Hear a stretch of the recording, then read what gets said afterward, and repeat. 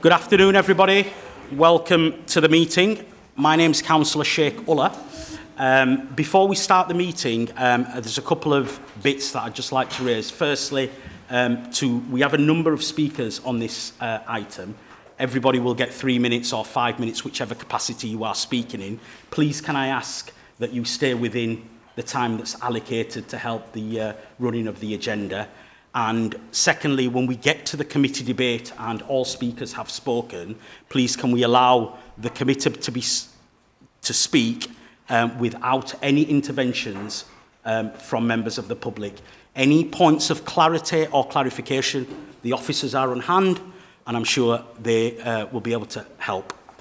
So thank you very much. First item is membership of the committee. Taylor.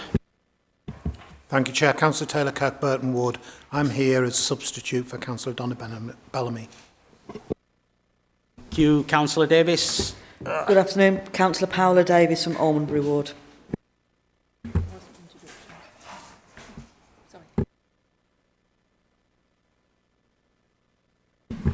There's no further apologies, Chair.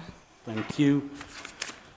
Item number 2 then, minutes of the previous meeting. Can we agree that they are an accurate record?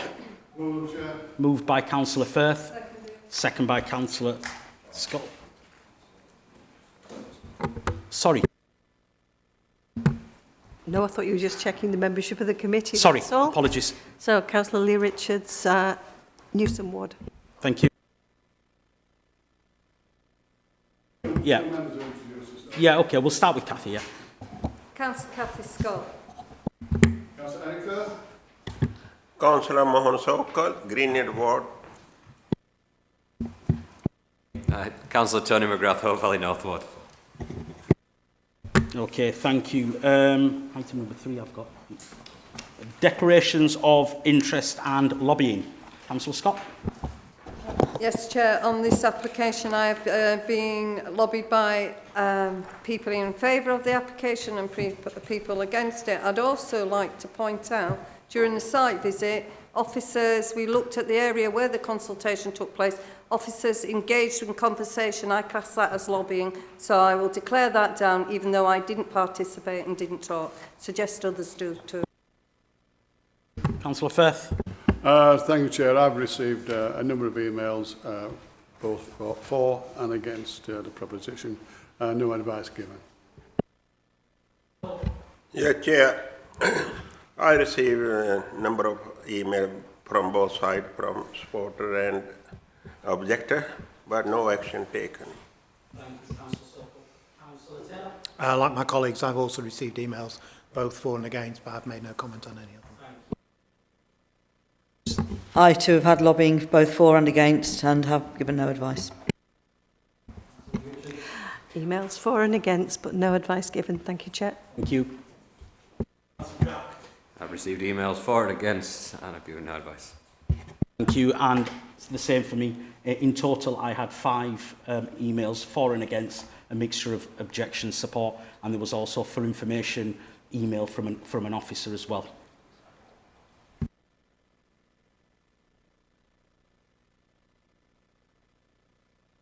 Item number 4, admission of the public. This is a public meeting. There is nothing on this agenda that we'd need to go into a private session for. Item number 5, deputations and petitions. None received, Chair.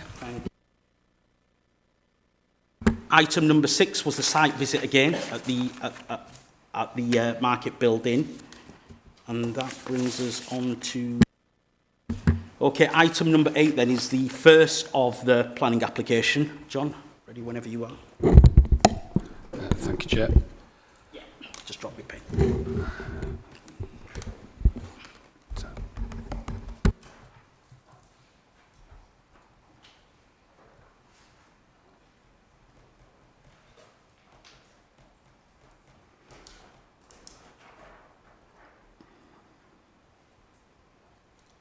So just bear with me, I'm going to share the screen, which will show the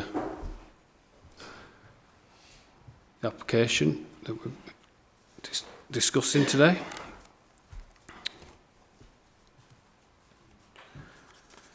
So, thank you, Chair. My name's John Holmes, and I'm presenting this application for the redevelopment of Huddersfield Open Market and the wider site. Whilst this application is brought back following its deferral, I'll provide a recap of the scheme again. So this drawing shows the external layout which is proposed. It details a number of open stalls which will be in this area here. There's also a reconfigured car park which is down to the bottom end of the site. It's also be a reconfigured waste storage area, and that'll also be used for general storage as well. There's the use of swing gates which will create pedestrianised areas. Swing gates are up here. There are also one here and a final one further down here. So that'll be able to create pedestrianised areas when they're closed. Access is from Tesco car park. That will remain open to this area in this vicinity of the site, and there's also a number of parcel lockers proposed in that area too. There will be new landscaping and seating created as part of the development. That's shown on this plan. So landscaping and seating would form part of the development. This is shown in this area here. This would also be an area of landscaping, and there'd also be wider public realm changes and alterations to the surfacing on certainly on the streets surrounding the market and the Brook Street car park. Excuse me, we can't hear you. Okay, so this drawing shows the proposed layout of the building. Two new units proposed, which should have a mezzanine area above. So this is one of the units, and this is the second unit. This is proposed to be a public house. There's also a number of hot food takeaway units. They'd be in this area here, and there'd also be a number of fixed stalls in this part of the market as well. There would be an amenities area, so this is for sort of toilets and general offices and running of the market. So this is a sort of more amenity section. And there'd also be the cafe area up here, and then also the kitchen area serving that cafe area.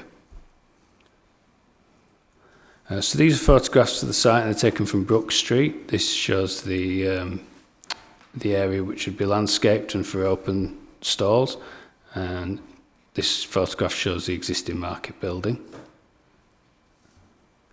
These two photographs are taken from Lord Street, and they also show the market building as it currently stands. This is a final photograph taken from Byram Street, which again shows the market building.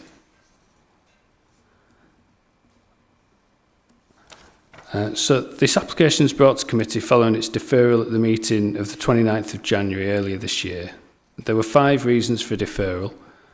These are set out in the committee report, and in summary were to provide for further consultation with traders, review the feasibility of the scheme, provide additional information in relation to access management arrangements and heritage matters, as well as to provide further detail in relation to temporary arrangements.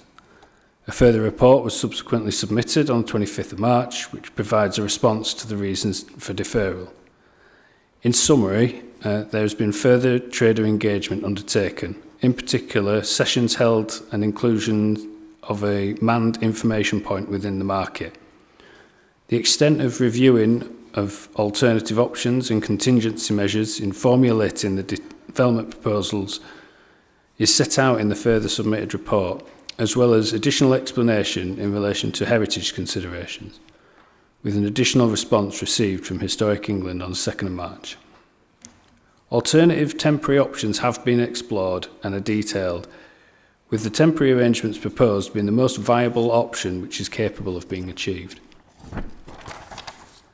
Arrangements for access management during the construction and operational phases of the development would be controlled by appropriately worded conditions, and these are detailed further in the committee report.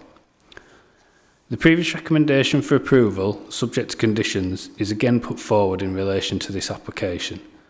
The recently submitted planning update report, received on the 25th of March, provides detailed explanation in relation to the reasons for deferral and in relation to the rationale behind the applications which have been submitted. It is concluded that the development proposals are acceptable and are recommended for approval. Thank you, Chair. Thank you, John. So the first speaker is on Teams, I believe.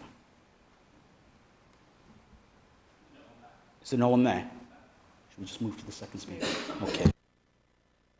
The second speaker I have on my list is Abdullah Kotrick. Are you here? No? Okay. Okay, the third speaker, Lorraine Howell. No. Fourth speaker, Jeff Needham. No. Fifth speaker, Pam Day. Jeff here? Yeah. Okay. Hi, Jeff. Welcome to the meeting. Thank you. You have 3 minutes. No, if we... Sorry, Lorraine first. Sorry, Lorraine. Is this... Sorry, is this lady here? Is that Lorraine Helen? No, Lorraine's in this bank. I don't... Right, okay. Yeah, all right. What is she on the speaker? She's not on the list. That lady hasn't registered, so we go to Lorraine. Yeah, straight to Lorraine. If you stay seated and press the large button. We've got a list of speakers already. I thought you was Lorraine. Lorraine, welcome to the meeting. 3 minutes, ready whenever you are.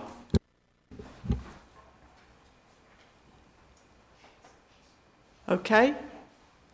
I'm Lorraine Howell, a trader on the Saturday market. Our aim is to build a thriving market. We too have a vision for the future. We want this fantastic structure to be given TLC with investment and some renovation. This is why we have demonstrated our own alternative plans by Derry O'Sullivan to this meeting on a repair and renovate basis. We have established that renovation work can be carried out while the market trades, with repairs done in a phased manner that ensure business as usual with little disruption. Traders agree this is the best possible scenario to guarantee the survival of this vibrant, successful Saturday market. We are fighting to keep an attraction that works. It is the biggest draw to Huddersfield Town, with visitors from many parts of the UK, and one that supports our local community too, with its heritage and diversity. We are in danger of losing this if we allow the existing council plans to go ahead. I am convinced that the temporary market will not work. With fewer stalls, will the public visit?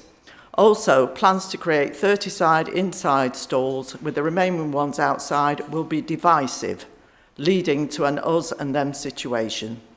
This wouldn't occur if we simply repaired the existing structure. The danger with these plans is that once you have lost the market, it's gone forever. Could the 18 months become 2 years or longer? Kirklees is taking a huge gamble with one chance to get this right. Also, let's not forget, you are talking about traders' livelihoods here. This is not a game. The council claims that traders support their plans simply because we attended the engagement meetings. Attendance at a meeting does not constitute support for their plans, and it is wrong to suggest otherwise. The council also claims that the market is commercially unviable and heavily subsidised. Who's at fault? It's a thriving second-hand market on Saturday, without a sign or a banner to let anyone know that this market exists. As you drive or walk by, you wouldn't know that it's on. Signage is fundamental to any event if you want to advertise your existence, also to increase footfall. This malaise on the business front by the council shows a lack of engagement to promote this valuable asset. I suggest that market staff should have social media skills to promote the market on Facebook, etc. Bring the market into the 21st century. Loss of the auto jumble event resulting in loss of revenue displays an alarming lack of business sense. It's not surprising that the economy of the market is declining. Let's build a market for the future together and create a legacy that will last, not destroy a unique, much-loved visitor attraction.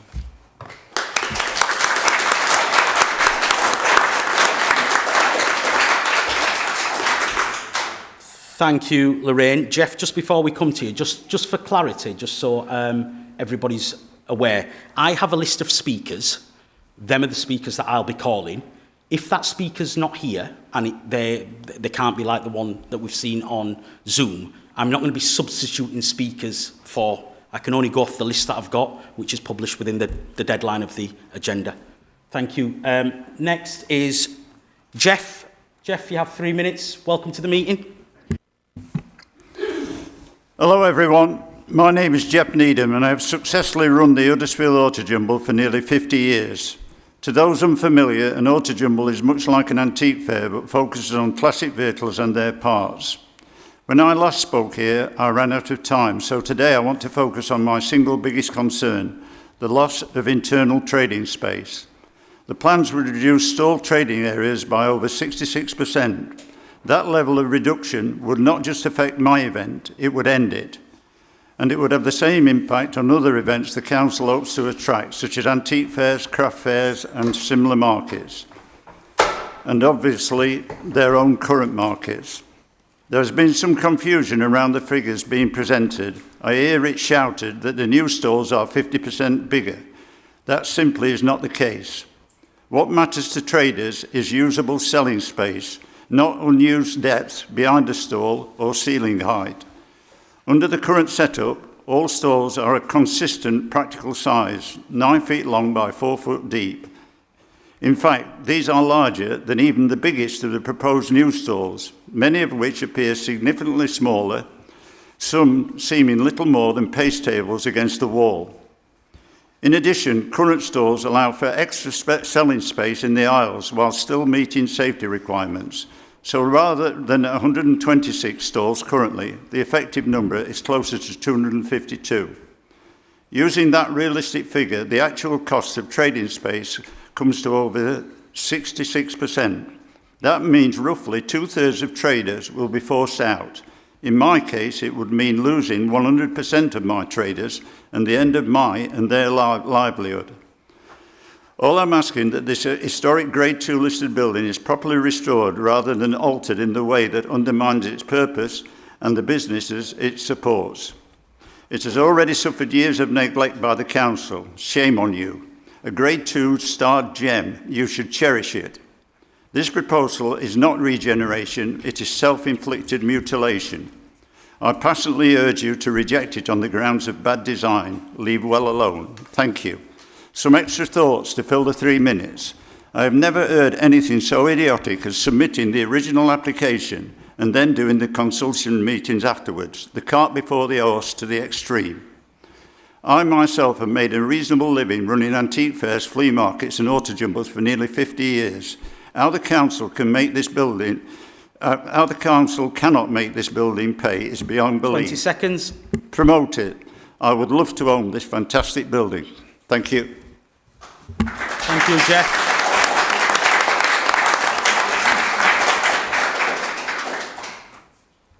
Okay, the next speaker, Pam Day. Okay. Pam here. Yeah. Hi, Pam. Welcome to the meeting. Hi. 3 minutes, ready when you are. Thank you. I'm objecting to the plans for Huddersfield Open Market on the grounds of design and distinctiveness. At the last planning meeting on 29th of January, which I spoke, the plans were unanimously not passed by the panel of councillors on the grounds that more consultations should ensue. What has in fact happened is that the council, architects and planners have sought to persuade traders and the public that the exact same plans that were put forward then should be carried out. The council has not sought opinions on how a co-design process could be arrived at. Planners have claimed that mere attendance by market traders at engagement sessions indicate that they approve of the plans. A recent survey of Same Skies that I've been involved in, canvassing the opinions of traders and visitors, indicates the reverse. The overwhelming majority of a large number who responded, that was visitors and traders, want a conservative programme of restoration work, allowing the market to continue trading while work progresses. People have said to me that the market is the best thing in Huddersfield and that changes to it, or its temporary closure for works, will further contribute to killing the town centre, knowing, as we do, that many high street shops continue to close down.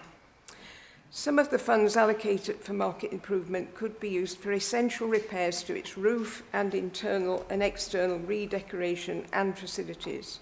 This can be done, as stated in the Watts survey of 2023, incidentally commissioned by Kirklees, one elevation at a time, while most of the market is still in session.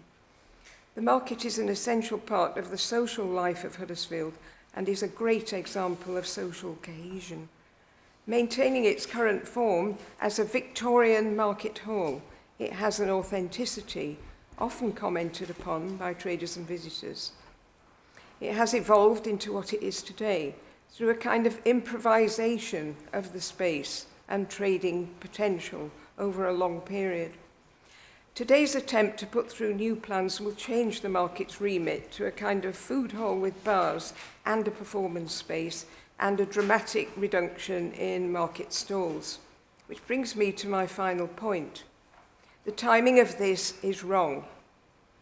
The food hall at the former Queensgate Market, scheduled to open this summer, is not ready. 20 seconds. And its opening will be postponed until at least next year. I understand that the funds for its building are running at a deficit. Therefore, do not disrupt the current success of Huddersfield Open Market and its essential difference from the Queensgate development.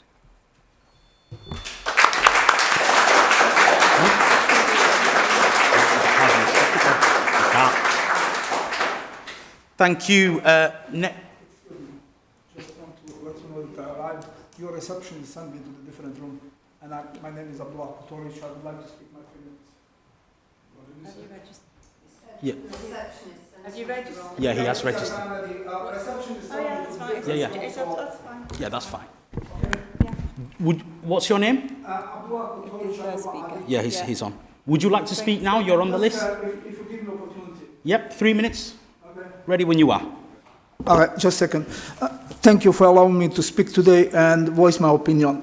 My name is Adi Kotoric, and I've been trading on this market since 2014. Apart from 3 years of COVID, I've been there for 10 years. I would like you also to know that I hold an MBA executive degree and spent year in consulting business before coming here. And my opinion is based on observation and responses of many of my clients.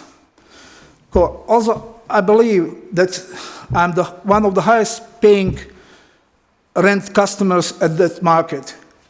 So I would like you guys to consider this.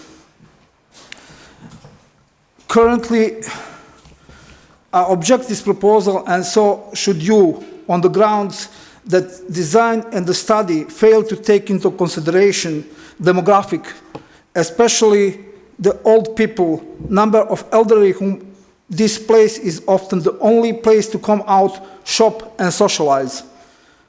I'm not talking 5 or 10 of them, I'm talking hundreds of them. Imagine impact on their mental health. By adopting council plans, this market will lose simplicity and attractivity it has today, which brings those customers out. Take example of once thriving markets in Leeds, Wakefield, Darlington, and Preston. They're all gone the same way. Their businesses are gone down.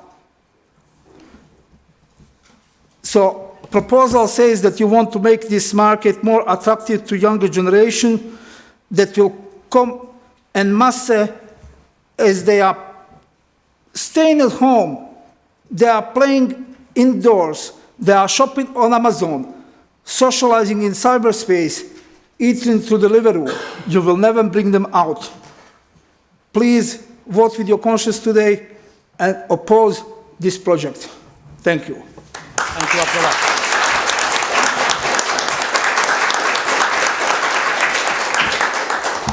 Okay, so the next speaker is Jamila Kosa.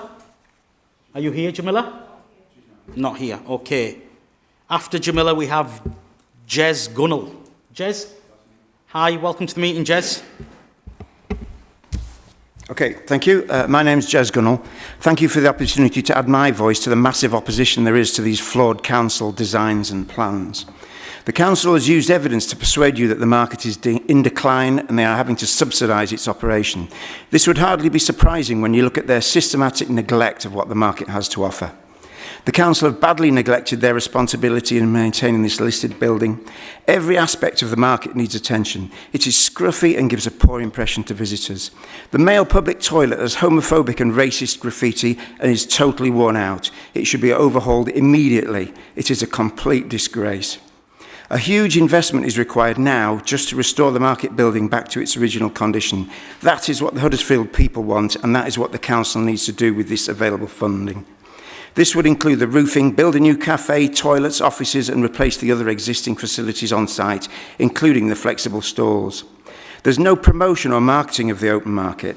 There's been no visible activity to bring in new traders or buyers for many years to replace those who've retired, passed away, or stopped coming for any other reason.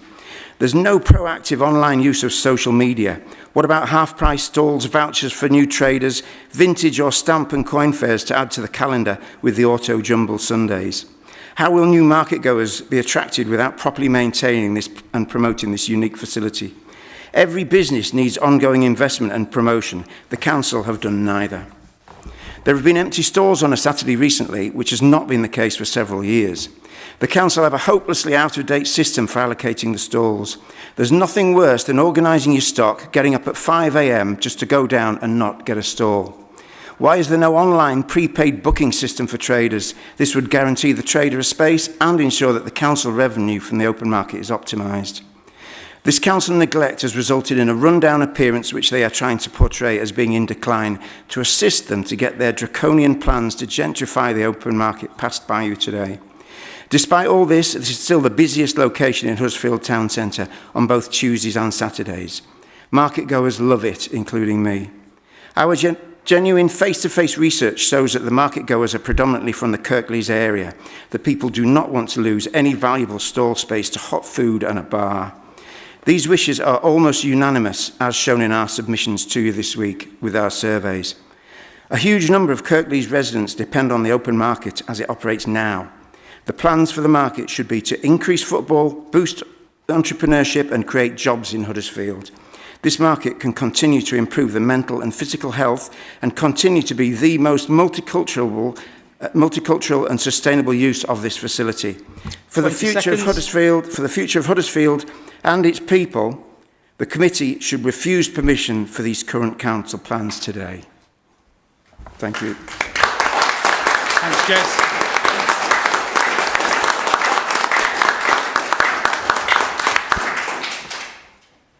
Next speaker, Jonathan Adamson.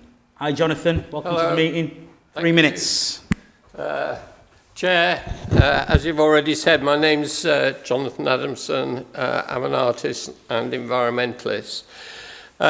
Shortly after this planning committee deferred planning permission on Thursday, the 29th of January this year, the following Monday, 2nd of February this year, Wilmot Dixon, the construction contractors for the market, issued a short first issue report. The report states, I quote, "The risks of concurrent construction and public occupation cannot be controlled to a safe level. Accordingly, temporary closure of the market hall is necessary to ensure the safety of traders, visitors and construction personnel. I hope that as part of the Planning Committee's site visit earlier today, it visited Huddersfield Railway Station, where it would have seen work being undertaken on the station roof, inside, on scaffolding levels above the railway tracks and platforms, without endangering the safety of the trains and passengers below.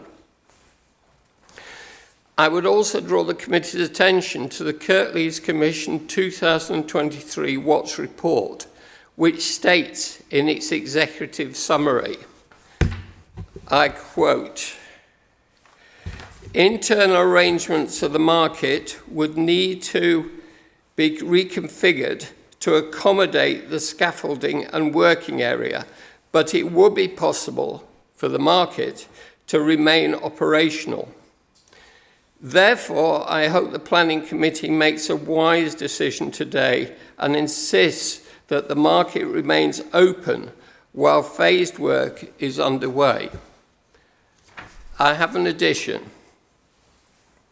No asbestos was identified within the market hall in the Kirklees surveys and reports I know of, and talking to Adam Parker, Director of the architects designing the market development, it was clear that any lead paint would not be shot blasted off the market ironwork, and that the ironwork was likely to be overpainted as it had been in the past. Also, surveying the market traders in the last week or two, I was struck by how many traders thought the present planned closure of the market hall would kill 20 the seconds. market, and that the designers of the development had no idea of what was involved in market trading and had not been down to the market stalls and talked to them. Thank you. Thank you, Jonathan.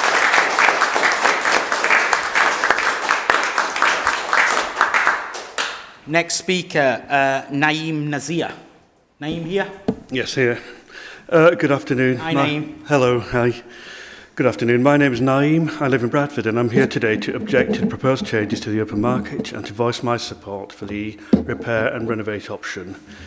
Firstly, I'd like to say that I'm not a market trader, but a loyal and dedicated visitor. It's a great place to buy unique items and experience its incredible community spirit. It's a special place not just for the people of Huddersfield, but for others from around the country.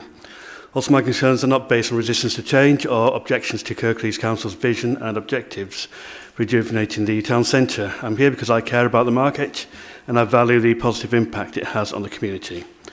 The open market is undoubtedly a demonstrable success. However, I fear that the Council's proposals are very likely to jeopardise its future operation. The proposed design is troubling as it seeks to introduce a food court area that will be in direct competition with Queensgate Market development, and the stall number and layouts are being treated as a secondary concern. I cannot understand why there's willingness to put at risk a successful and popular market for the sake of copying a bigger and better facility that will be less than a 10-minute walk away. We've also had ample testimony from concerned traders describing the impact of the closure period. The proposed stall numbers and layout will have on the current operation of the open market, and a majority of them agree it will detrimentally affect all the elements that make it the success it currently is. The range and choice of items on offer will suffer. There are fewer stalls. The outside stall area will be more vulnerable in poor weather and consequently suffer reduced footfall. The works will create long-term disruption and uncertainty, and this will invariably lead to customer apathy. The loyal and dedicated market goers will eventually lose their motivation and desire to visit, and fewer visitors will ultimately mean less local spending. However, there is an alternative to the Council's proposal. It comes with minimal disruption and ensures the future success of the open market. Work is clearly needed to the existing structure, but it doesn't have to be radical, slow and disruptive. That option is repair and renovation. The funding saved by not undertaking the lengthy internal transformation can then be used to come up with exciting designs that make the most of the annex to meet the Council's aims for the part of the town centre. I support this alternative as it would meet the design needs of both the market traders and the Council. We're simply asking this committee to listen to and trust the judgment of the traders.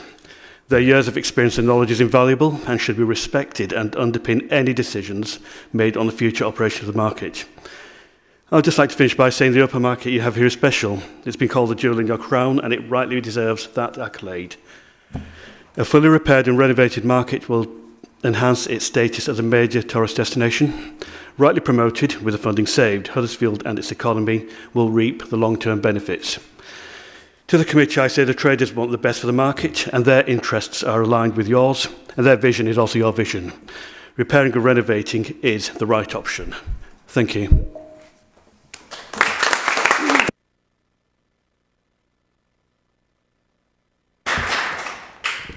Thank you. Next speaker, Sandra Jackson. Hi, Sandra.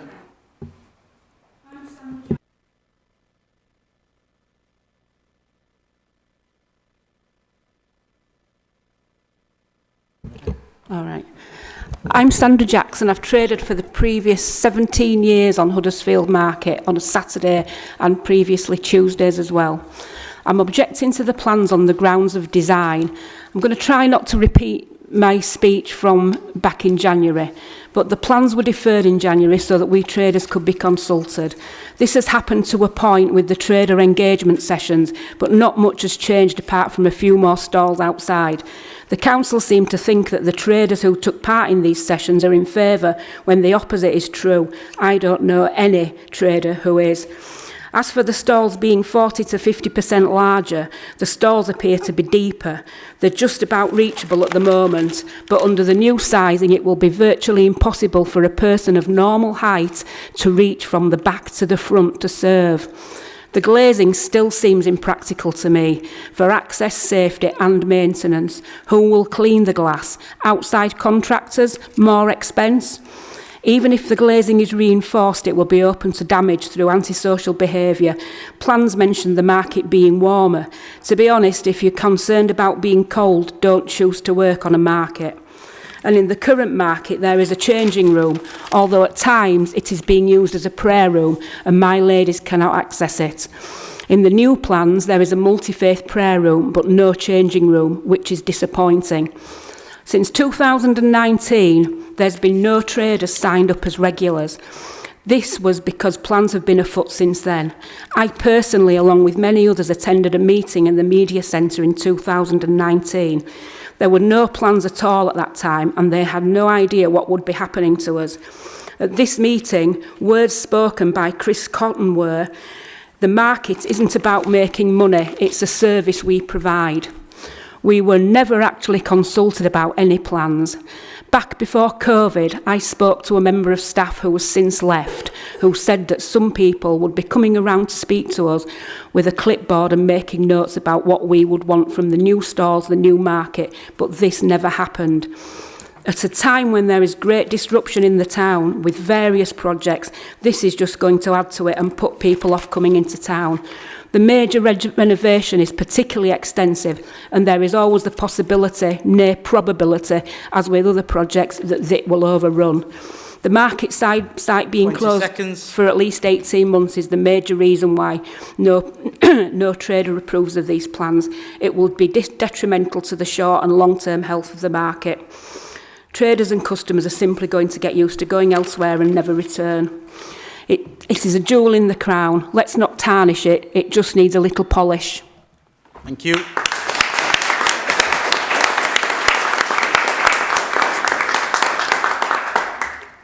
So the next speakers. Andrew Jackson. Yeah, we're going to do Andrew next. Do you want to do Andrew next and then go to Zoom? Yeah, okay.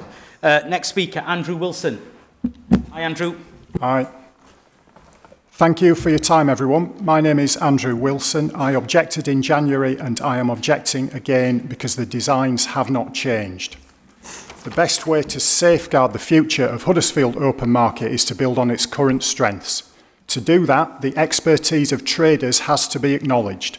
They know their business and their customers. If traders state that an 18-month closure will spell the end of one of the most successful parts of Huddersfield Town Centre and its most popular tourist attraction, then that is compelling evidence.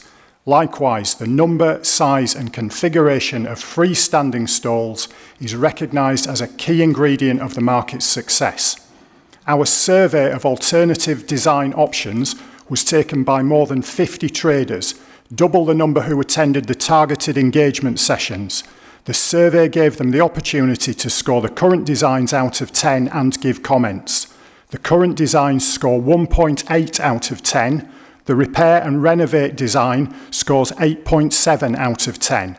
As soon as people are able to evaluate the current designs, their views are crystal clear. I want to read one quote from that survey. "The council does what they like in Dewsbury. I went to the consultations there, but it made no difference." That is an accurate description of the targeted sessions that have happened since the January Planning Committee. I was here in January, I heard your discussions, and I do not believe that that was what you intended.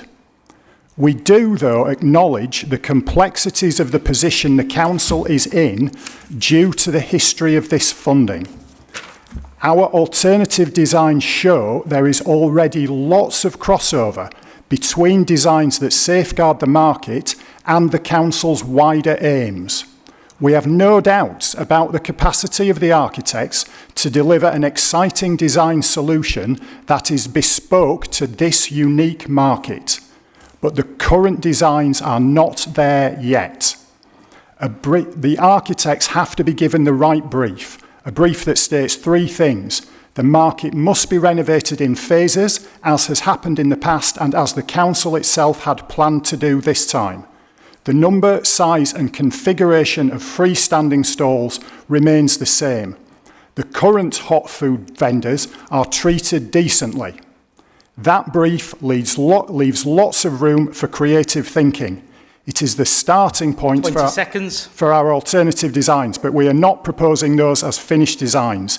They prove how much can be achieved in a matter of weeks. We've done the work needed to build a consensus on the way forward. Traders and visitors overwhelmingly back it. All that is needed is for you to request that the Council withdraw the current designs and work with us. Please do that on the grounds of design.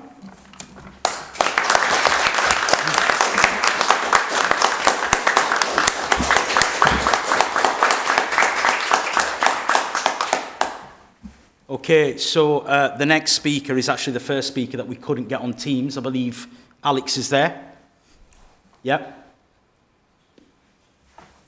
Hi, can you hear my magical tones? Yes, we can, Alex. Can you hear us?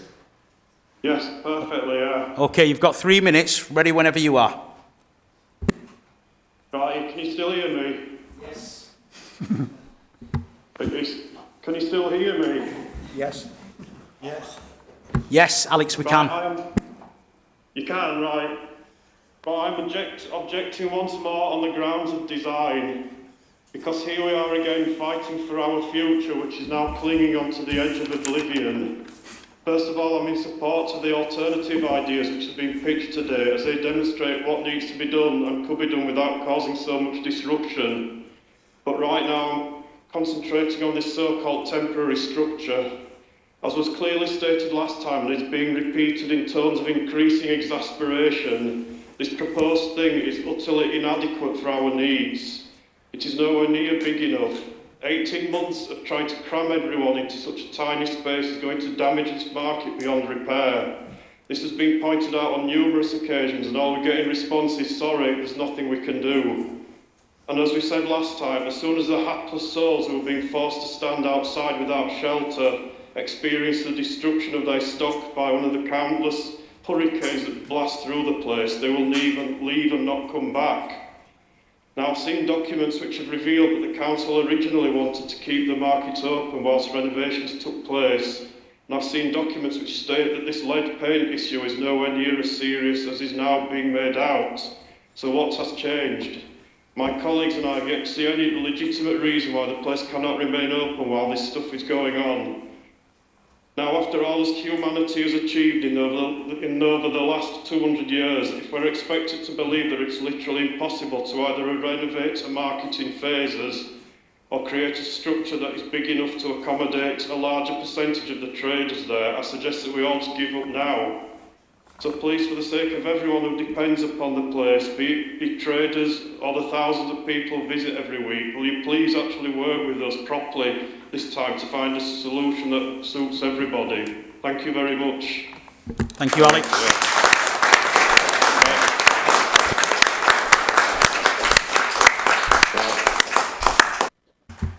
Okay, the next speaker is the planning consultant, Claire Plant. Hi, Claire, welcome to the meeting.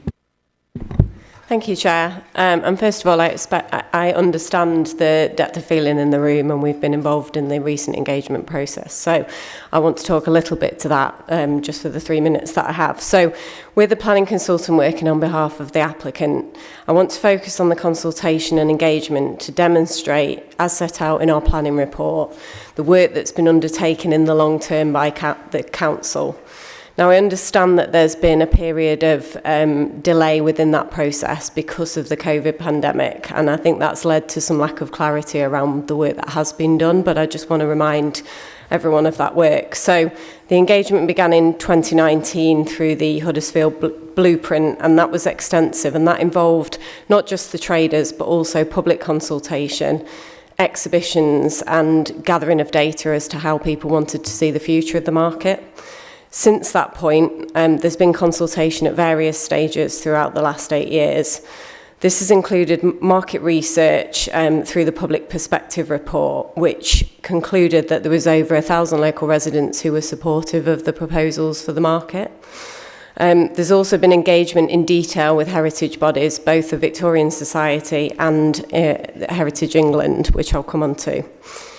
The dedicated trade engagement sessions that were held in July 2024 were followed by one-to-one discussions with market officers and an expressions of interest exercise for temporary and permanent stalls. There's also been public consultation as part of the planning application. Part of that process, following on from the last committee where the application was deferred, has involved additional consultation. And we're not working on the assumption that everyone is now supportive of the scheme. We're working on the basis that we want to engage meaningfully with the traders to understand the various requirements and to try and explain how the market sought to meet those. The purpose of the sessions, and we held 3 in March, were to extend the opportunity to as many traders as possible to come in and speak to the team and explain their understanding of the market and how it operates. We've looked at various store designs, and we've looked at the design of the market to make sure it's as effective as possible for as wide a range of traders as possible. And we've explained the process of design that's led to the current scheme before you.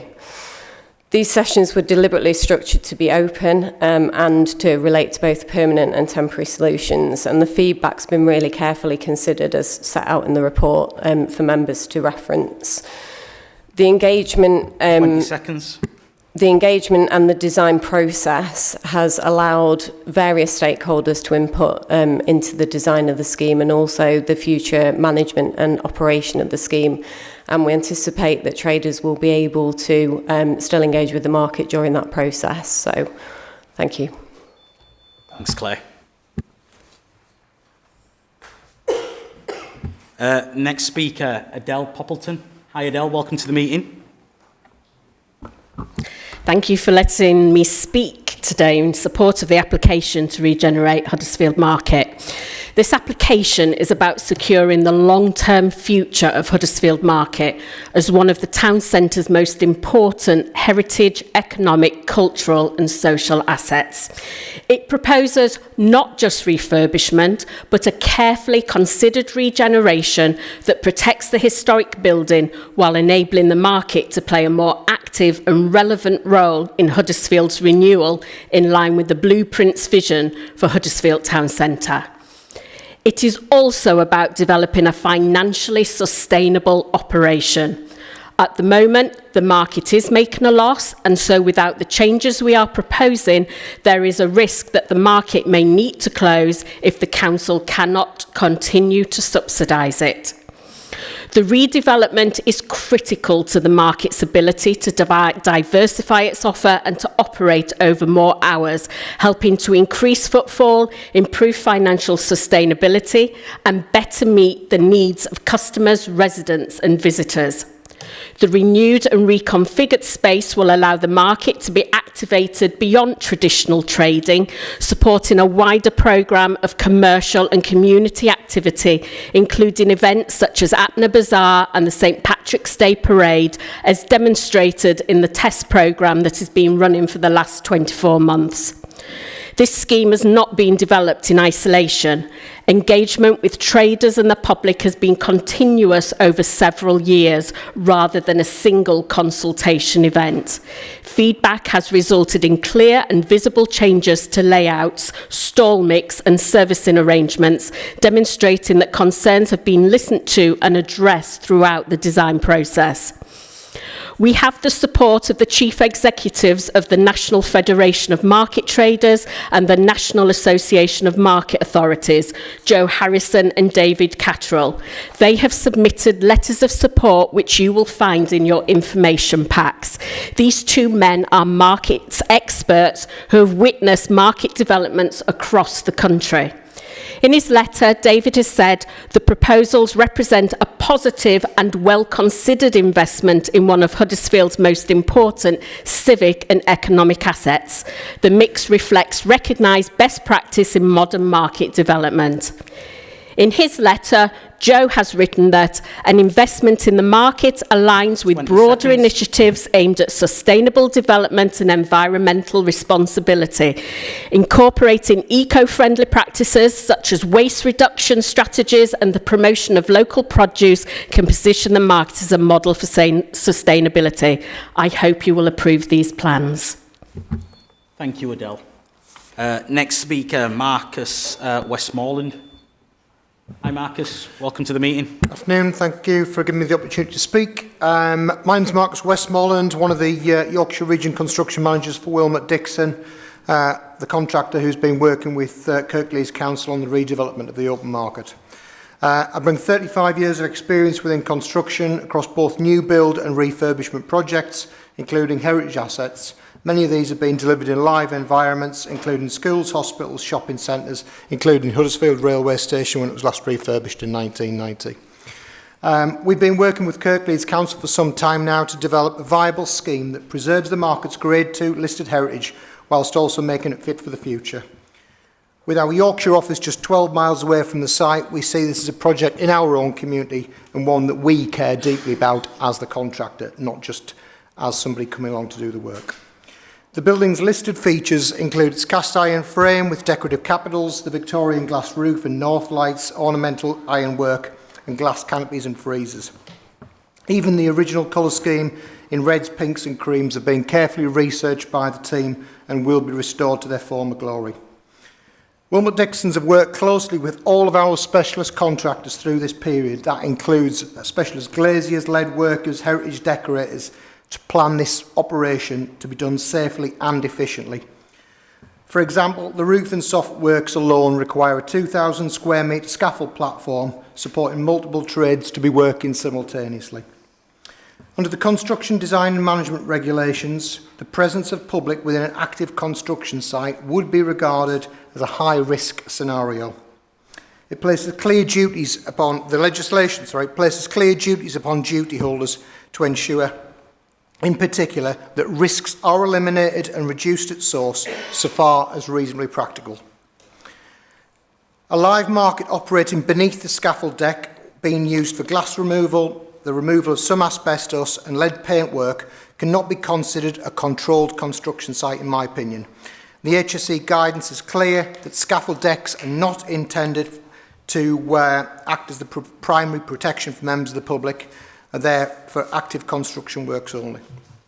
The works consist of high-risk activities with inherently unpredictable failure modes, including glass breakage, dropping of tools and materials, etc. The exposure of asbestos and lead can also not be ruled out.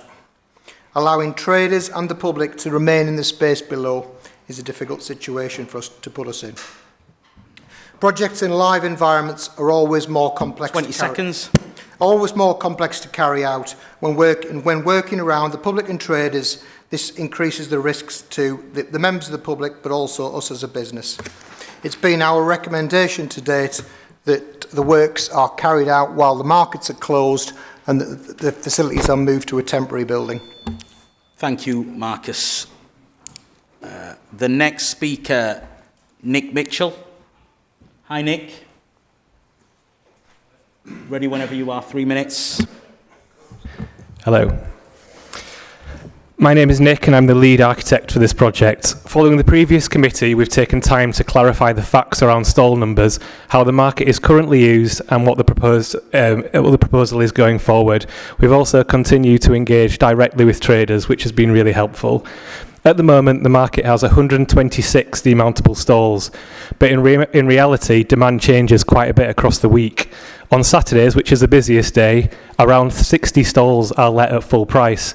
The market appears full on this day because the remaining stalls are either let to new goods traders or are let at half price.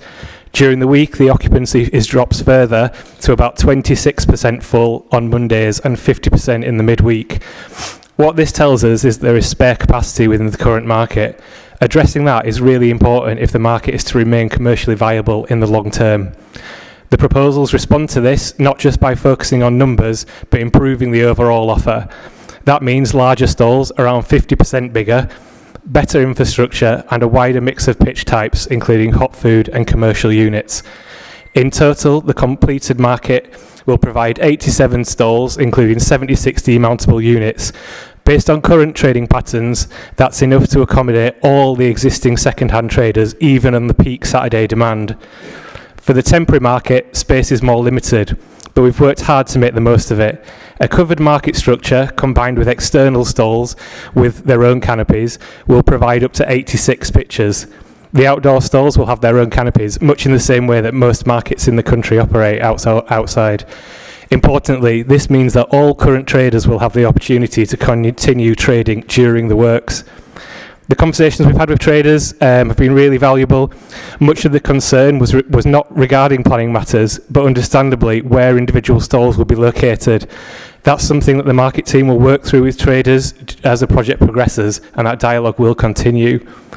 On heritage, we've worked closely throughout with the Council's Conservation Officer and Historic England. The proposals are supported by all the statutory heritage consultees with no objections in principle. This is a real opportunity to invest in the building, support traders through the transition and secure a strong future for the market. Ultimately, the committee has been asked to make a planning decision here. The council decision to regenerate the market was made years ago at blueprint level. External funding has been secured and the plans are very well developed with a good professional team. All statutory heritage bodies are happy and supportive of the proposals. 20 seconds. Provisions are also included to allow the market to continue to operate and not to close during the works. The planning officer has recommended for approval and we have done all the measures asked by the committee at the previous deferral. Thank you very much, and I hope that this gives the committee comfort in their ability to make a diligent decision today. Thanks, Nick. Okay, next speaker, Chelsea Atkinson, trader. Chelsea? Hello. Hi, welcome to the meeting. Hiya. Thank you. So I'm Chelsea Atkinson. I am a stall trader. I own Yorkshire Goodies, which used to be Yorkshire Eggman. So I'm at the top end of the market. A lot of our customers don't actually go through the market. So they don't go in there because they don't like it. I know that a lot of you aren't going to like what I say. However, I know a lot of stall holders as well that work on the market that are looking forward to the plans, as well as myself. Why wouldn't you want to make something better for Huddersfield? Look at all the things that are going ahead right now. We are making it better for the future of the children. My child works in that market. And I wouldn't want my child working in that market whilst there is work going on, because if something was to hurt my child, I would not be very happy. I wouldn't want to work in that market whilst it's going on. I was in the market yesterday whilst the market was shut, and the dust that comes from the netting whilst there's workers up there checking the roof, I don't want to be breathing that in. I don't want children to be breathing that in, so why would anybody else want children to be breathing that in? I work there 4 days a week. I work Monday, Tuesday, Thursday and Saturday, so I'm there every single day of the week that the market is open. I cannot say that I have seen a full stall, throughout, because there isn't one. You will see people moving their stuff onto other stalls to make it look more full, especially when people are coming around to talk. We aren't that full in there. So why can't we move into the temporary market and let's make it better so that we can have better stalls, more security, because how many times have people knocked into a stall that is broken and things have fallen off and they're expecting that person to pay for it? It's not really acceptable. So I'm hoping that the planning committee look at these plans and say, yes, this is what Huddersfield needs. Thank you. Thank you, Chelsea. Next speaker, Samantha Sharp. Hello. Hi. I am the CEO of Huddersfield Business Improvement District. I have worked with, and my team and I have worked with the markets team on a number of projects delivering nighttime events. The idea being highlighting the space of the market as its potential, and hopefully that it's going to get agreed to be in this development. The current state of the market is, as Chelsea might have mentioned, it's just not fit for purpose.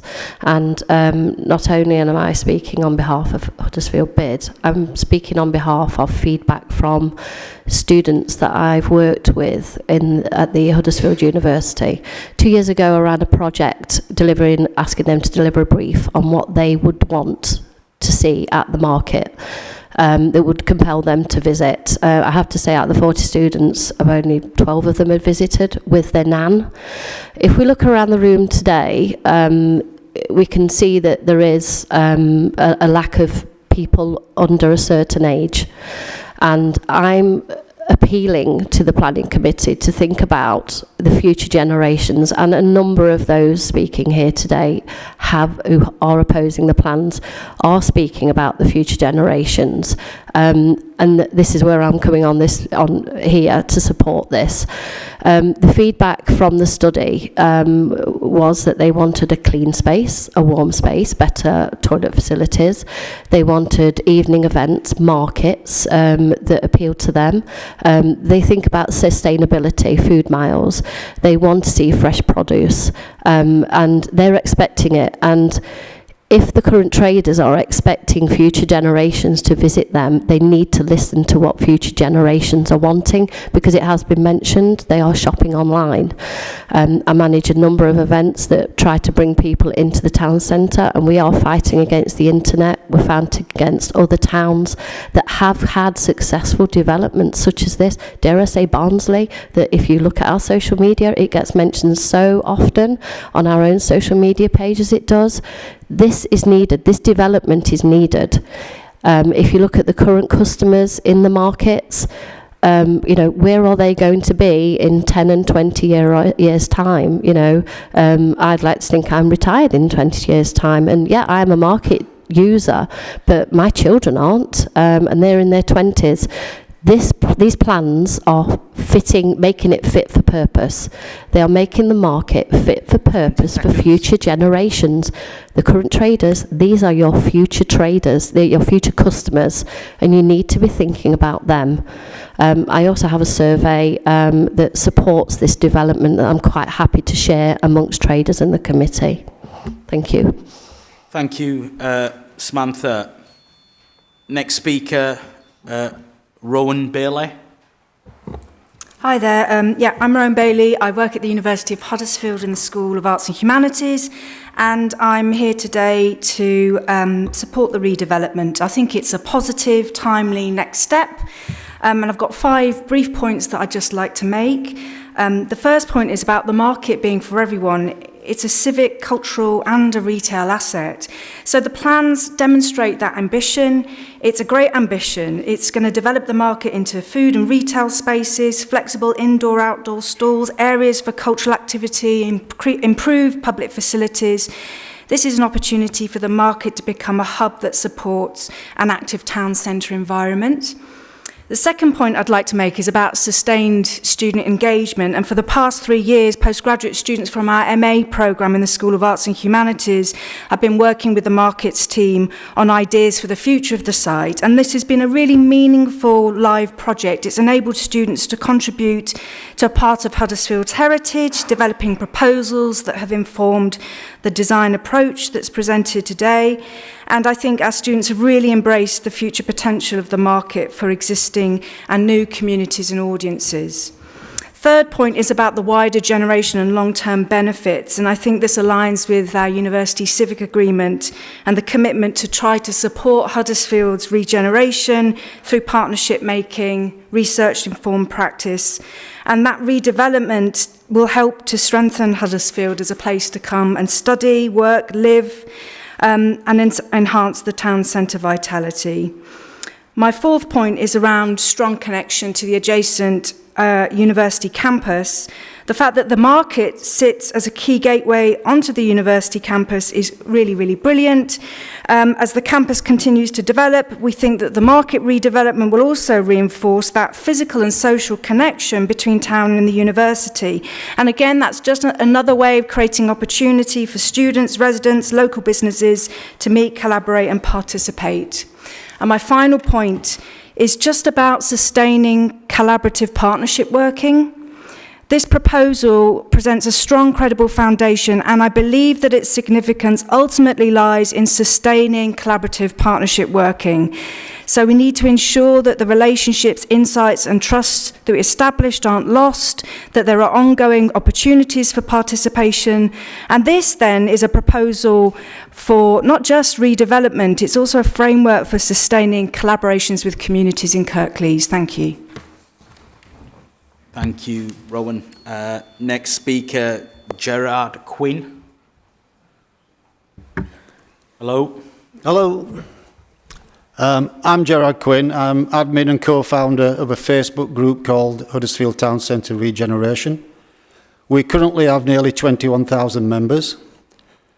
We formed the group 7 years ago, more or less at the same time as the Huddersfield Town Centre Blueprint was launched. The group positively supports all businesses in the town centre and also any initiatives that encourages people to visit our town centre. However, there is no doubt that our main reason for being is to make sure our council deliver on their promises made in the blueprint 7 years ago. I am pleased to say that while progress has been slow, most of the blueprint projects are now up and running. However, there is one project that featured from day one of the blueprint that has yet to start, and that is the refurbishment of the open market and the regeneration of the surrounding area. Our group is firmly behind the plans the council have submitted, and I am here on behalf of our group to support the application. I recently posted the following on our group page. Despite all the naysayers, the Light Cinema complex has transformed our town centre. It has been busy all weekend. We were promised this destination right from the start of the blueprint, and we were also promised a fully refurbished open market that could be used 7 days a week. We have been given government money for this project, so let's get on with it before it's too late. This post reached 41,000 local people with only 6 negative reactions. The blueprint was and is all about creating destinations in our town centre so that people will come and visit. As already mentioned, the Light Cinema complex has had a massive impact on footfall in our town centre.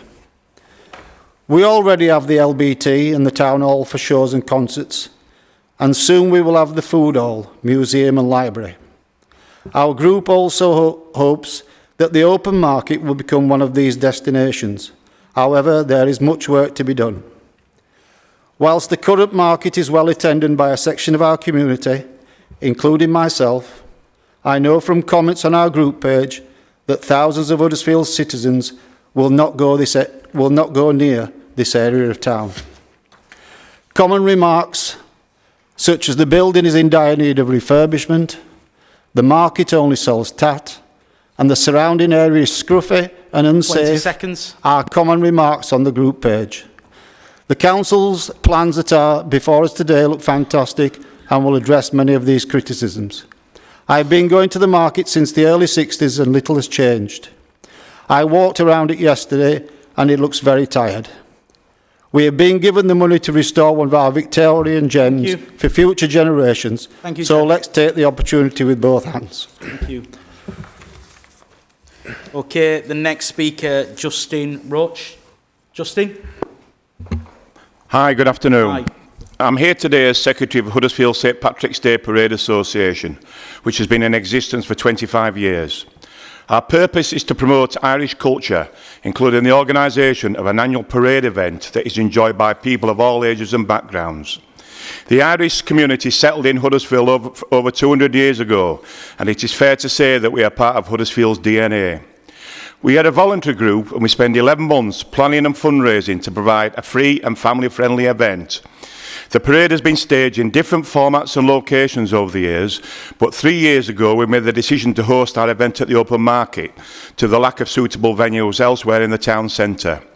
The timing of the decision was good, as the market service was looking to broaden its activities and to start hosting events. We have learned a lot over the last 3 years about what does and doesn't work in the market space, and we have been really well supported by the markets team in delivering our events. We have also provided some input into the design process to try and ensure that the right infrastructure will be in place in the new market.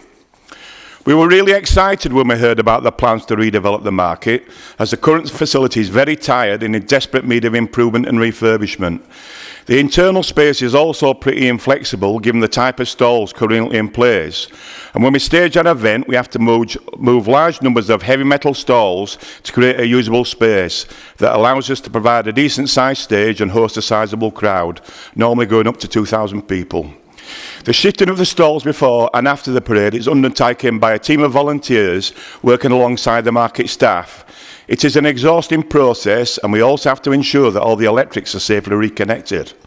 We are genuinely delighted that our recent and very successful parade on the 15th of March hopefully will be the last occasion when we have to go through this process. Given that we celebrate St Patrick's Day in March, we are subject to the vagaries of the British winter, with wind, rain and snow having regularly featured over the last 25 years. The prospect of a glazed, enclosed and more comfortable space that is warmer with better facilities is an extremely attractive proposition. As a committee, we are all passionate about Huddersfield, and we want to see a vibrant and busy town centre that offers things for people from all parts of the community.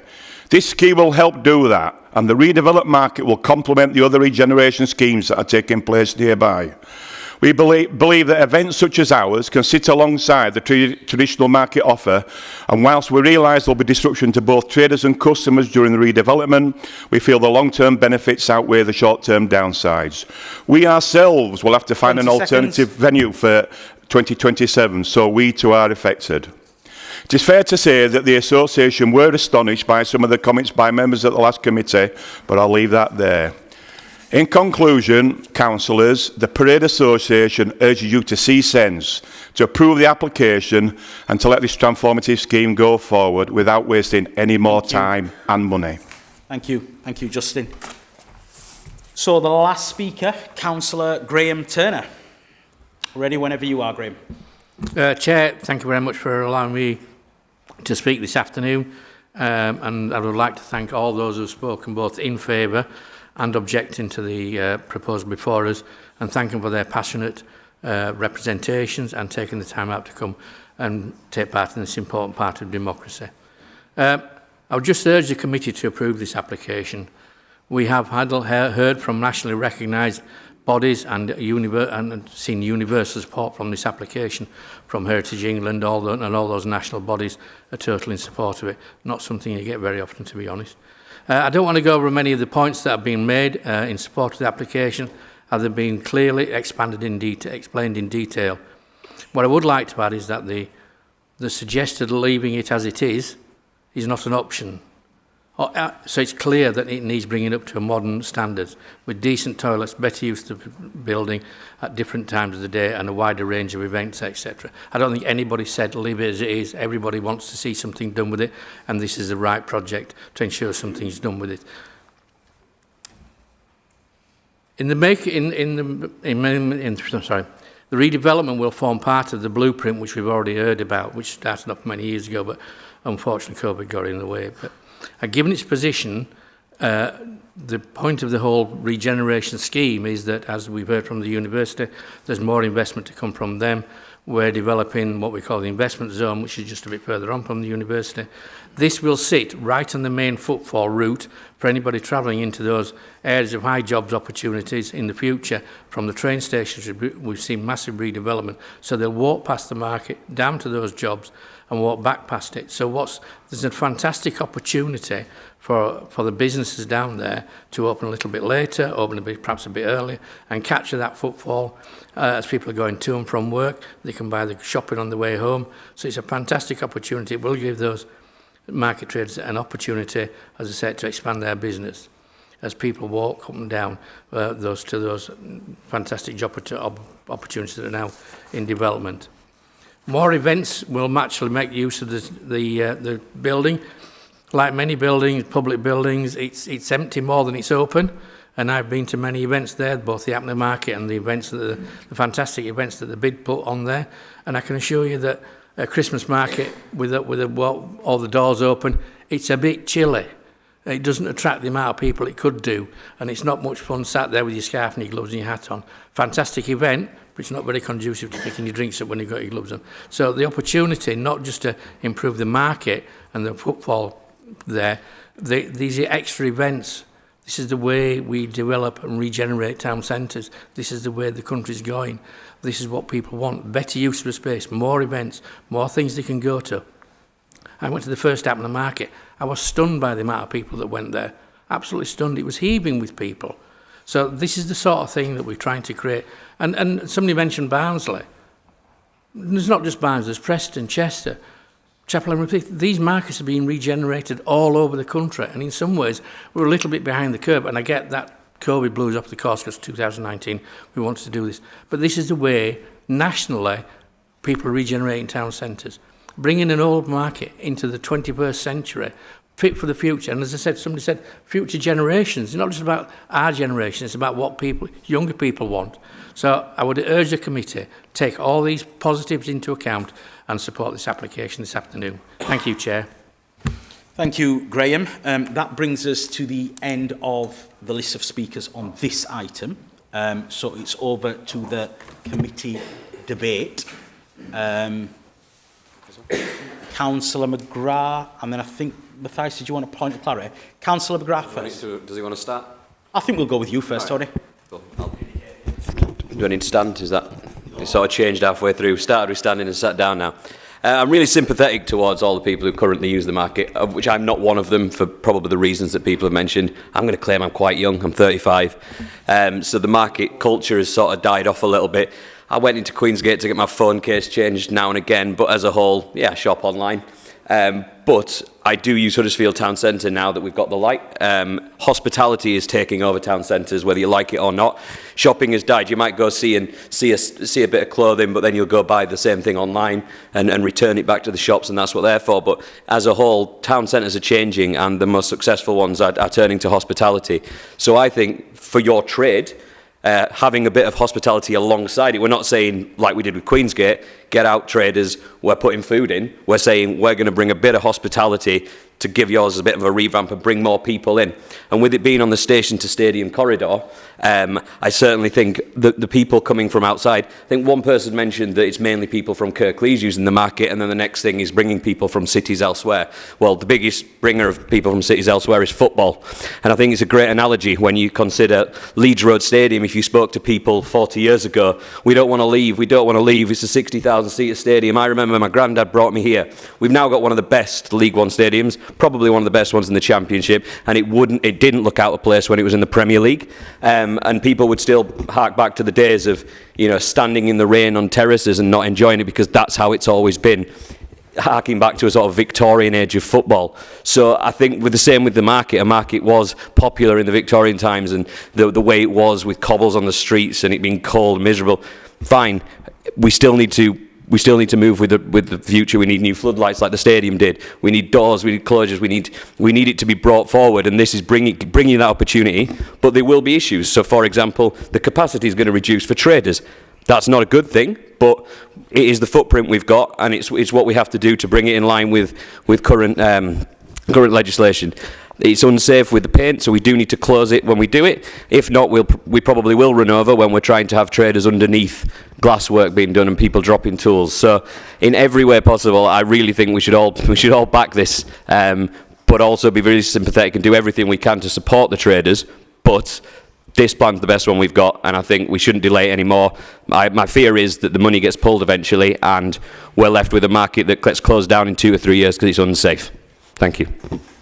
Thank you, Councillor McGrath. Matthias, did you want a point of...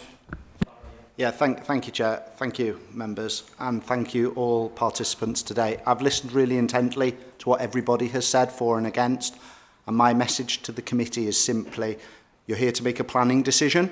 Please focus on the plans that you have in front of you. I did hear some confusion about alternative schemes and about competition, neither of which you should be taking into account today. Simply the plans for this planning application, the listed building consent, and the recommendation within the officer's report. So it's just to bring you back into what you're focusing your decision on today. Thank you, members. Thanks, Matthias. Councillor Sokol and then Councillor Scott. Yeah.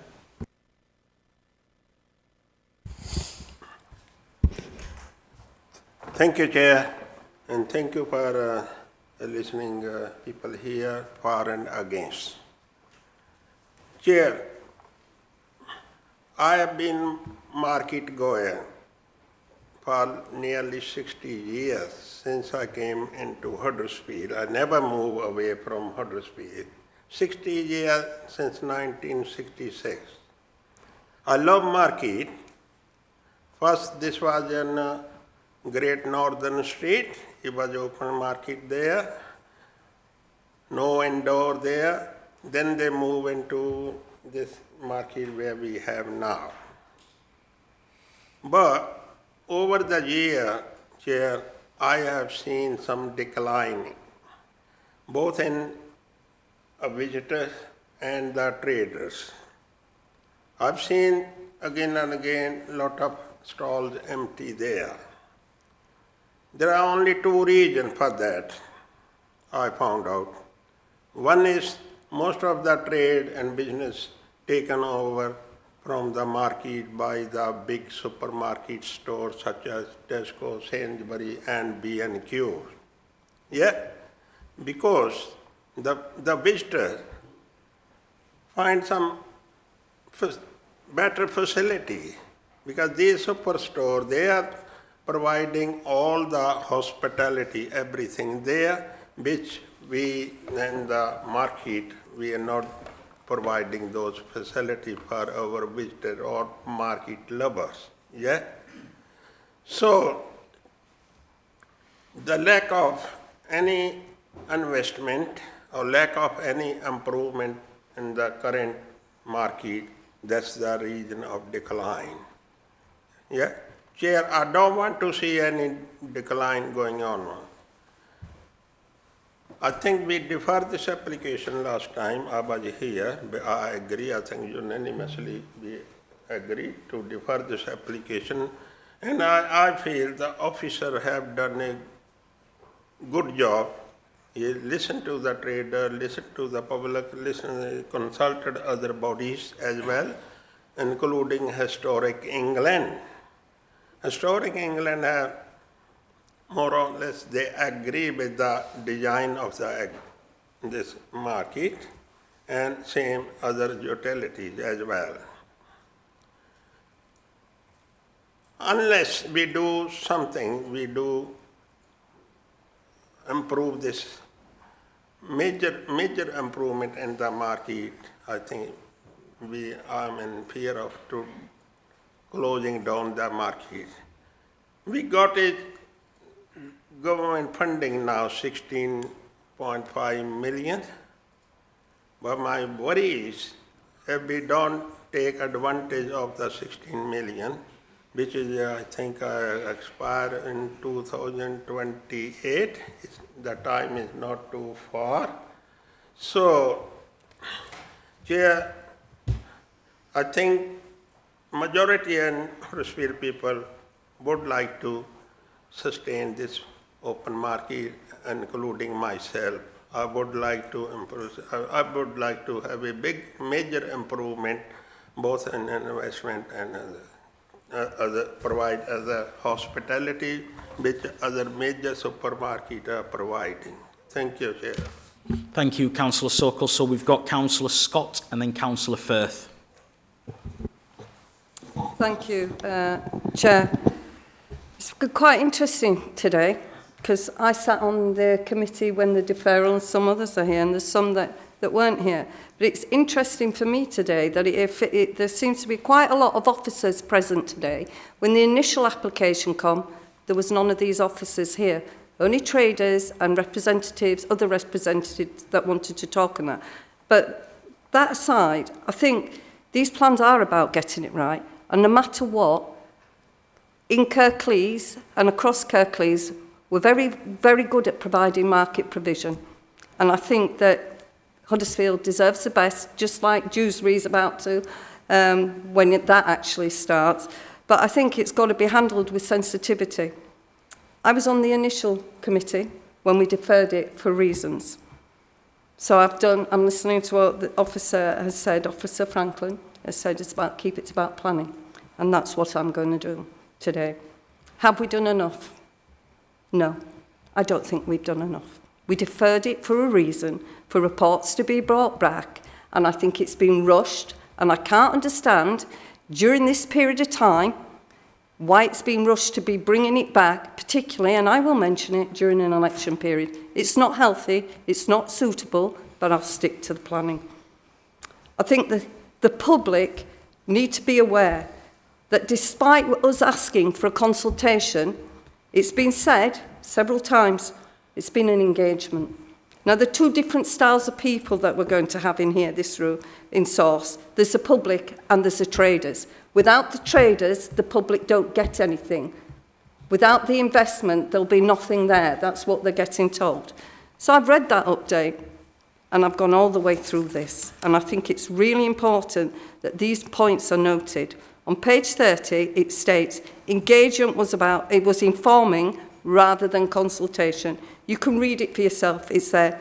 The views of the traders were not taken properly into account. The committee was deferred this for meaningful consultation, which I feel has not actually happened. It's been rushed. Down at the market, we were down at the market today. It was breezed over. We've been here 2 weeks. Don't want to hear that. I'm not there to be lobbied. But that I heard them words, 2 weeks. On page 6 of the executive summary, it also confirms that the scheme has not materially changed since the deferral. So what exactly has been addressed? And that's what we've got to ask ourselves as a committee. Regardless of who's in this room or what you want, we've got to have clear evidence on this. On page 3, the consultation was asked for, and for me, as I said, it's not been carried out. Page 6 again confirms that the scheme has not changed since the deferral. Page 9 demonstrates there's been several more objectors than what you're actually saying, a lot more objectors. Page 16 to 23, if you take your time to look at it, the economic risk from the closure. You will lose traders. Traders last time come here and explained to us that the market was bare because you weren't renewing the licenses because you were in preparation for taking the market out.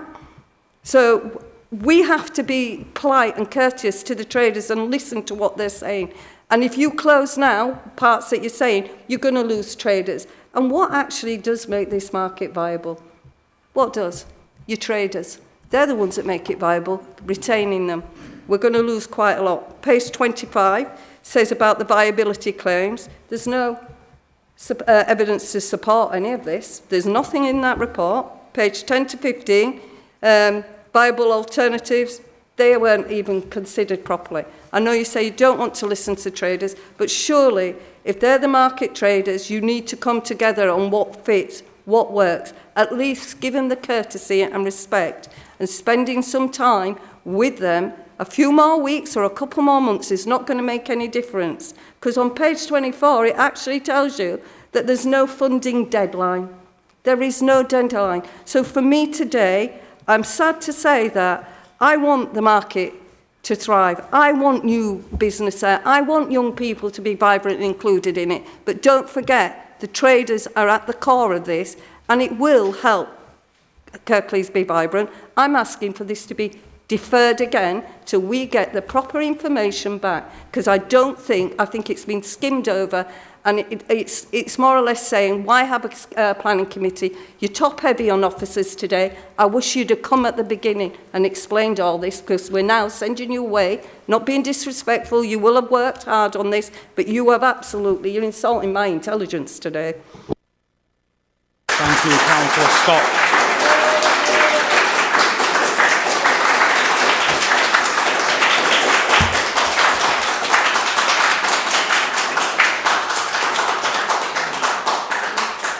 Yeah. Kathy, I can't get in because everyone's clapping. I am going to...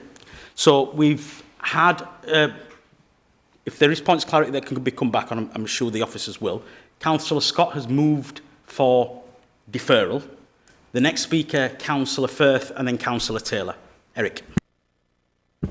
Thank you, Chair. And thank you, colleagues, for giving your points of view. I've listened intently to the traders and the officers and people who are passionate about moving this on.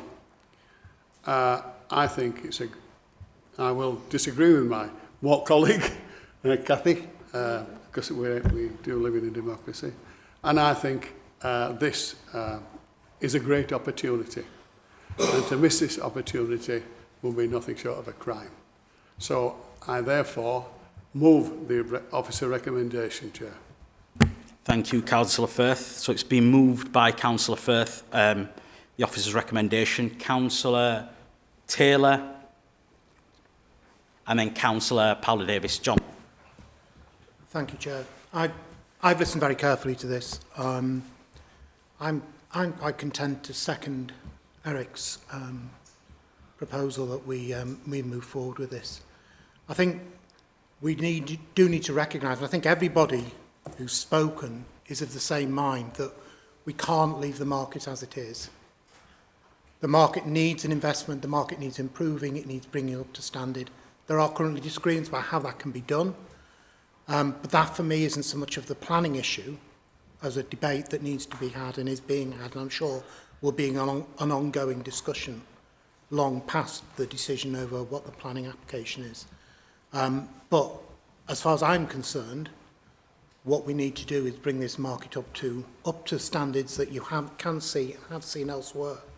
Now, I go back pre the blueprint, and I was part of a group that went out and visited other markets across the country to look at where there had been improvements. And we went to places, we went to Preston, we went to Altrincham, we went to Loughborough, we went to Leicester, I can't remember where else, we went to a number of places, and we saw how markets had been transformed. And it was that recognition that the old style markets that you saw when I was a kid, where you pile it high and sell it cheap, had moved on. And I think somebody commented earlier about supermarkets taking some of that away. And what markets have done is they've had to evolve to find a new way, a new reason. We do need to make sure that we're able to continue to support the auto jumble, we'll continue to able to support the second-hand markets, because they are a valuable aspect of this. But it needs to be more than that. And somebody talked about hospitality, and that is a trend in town centres. We are seeing that you've got to move to online shopping. Everybody's moving towards online shopping. So we need to find a repurpose and a new reason for people to come into our town centres. And Barnsley is a good example of how that has changed. And we need to be part of that. And I'm sure we're never all going to agree on exactly what the outcome is. But, you know, this for me is a positive move forward. It has taken its time. I think somebody spoke earlier about how long since this was first talked about. And yeah, I think the right decision today is to move forward with this. So I'm happy to second Eric's recommendation. Okay, so it's been moved and seconded by Councillor Firth and Councillor Taylor. The next speaker is Councillor Davis, and then Sue. Yeah, Paula. Thank you. I'm a market user. I've been using the market since my first day in Huddersfield many years ago. I love the market. I don't think anybody here disagrees that market needs development, needs refurbishment, needs bringing it in all its Victorian glory into the modern day. And we need to bring everybody into it for all the reasons that everybody said today. That said, I was on the original panel when the deferment was put in place, was proposed. And I am, having heard what's been put through today, and having heard the comments about noticed and read myself, there is no substantive change to the original plans. There is no substantive change to the temporary measures. We asked for the deferment in terms of consultation to get a more viable option for the development to be taking place. What I've heard today is that through the consultation, however it's been done, is that consultation doesn't seem to have heard what the traders have said. The phrase that I have picked up on is that the consultation was held and we explained how we got to our decisions. There was no listening, there's been no reaction to anything that's been said by the traders. There's been no change to anything as part of that consultation. Therefore, I second a second deferral. So it's been moved and seconded for officer's recommendation, moved and seconded for a deferral. Councillor Sooley-Richards and then Councillor Scott. Right, thank you. Yes, I was at the original one and agreed with the deferral the first time around. And I agree with Councillor Davies that I don't think there has been a substantial change or greater engagement with the market traders. The designs look very nice. It looks more up to date. I'm sure that there are lots of benefits to it. But if we are tied to this without there being any more work on the interior and making it flexible and making it available to have more stalls, because if this is the success that we hope it will be, we want more market traders, not less. We want greater footfall. And do we need to be on a smaller scale replicating what's going on at the other side of town? You've got the big, what was the inside market being turned into a food court, lots of hospitality there. We don't want this really to replicate that again, do we? We want this to keep it sort of its heritage, its traditions. And my fear is that if it is shut for 18 months, it is going to do damage both to the market and the footfall, because people will start to shop elsewhere. So I'm very torn, because I think there are positives on both sides, but my fear is that we could be damaging the market in terms of its longevity. And I know people shop online quite a bit these days. We're looking for younger people to come in. But are we also going to then put off another demographic that likes that more traditional option? Are we just all the same? I mean, I've visited Barnsley. A lot of it is still quite traditional. I've visited Altrincham. That still has a very traditional feel to it. Are we moving away and making it something it was never meant to be, in terms of an open market where you can go and do your browsing? I like antiques markets. I like flea markets. I used to shop there regularly. I'm not at that end of town quite so often now, but when I worked in the media centre, I shopped there regularly for my fruit and vegetables before I went home from work. There's a lot to be said for that type of market. How do we retain that bit without, and also make it more flexible, make it more versatile? I don't think all the questions that were asked last time have been answered yet. Thank you, Councillor Richards. Councillor Scott, and then Matthias, did you indicate? Thank you.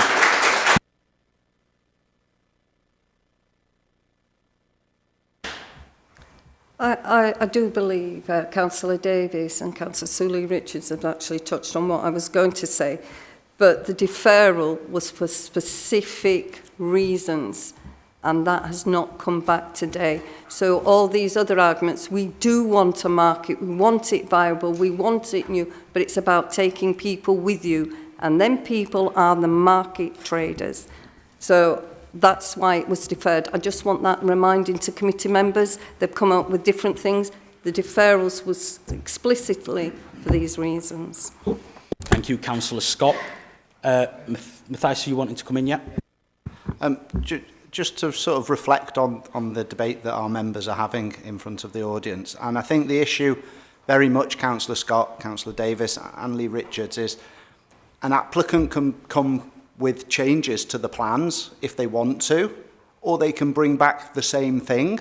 It's their application.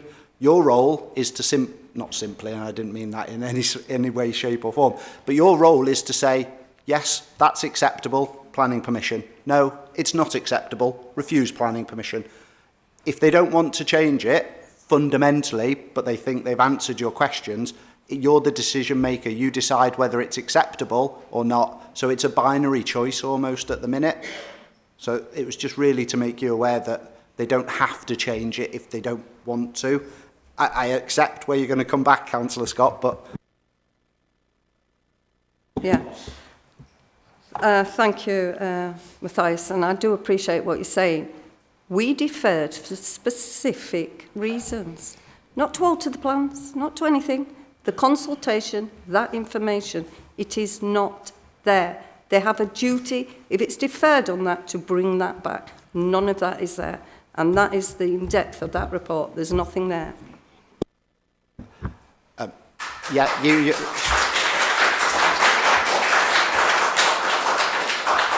I'm not seeking to disagree with members' comments. I'm just simply saying at this stage of the planning process, what's in front of you is what they're asking you for a decision on today. So you're entitled to say they haven't done enough, I recommend refusal, or vice versa.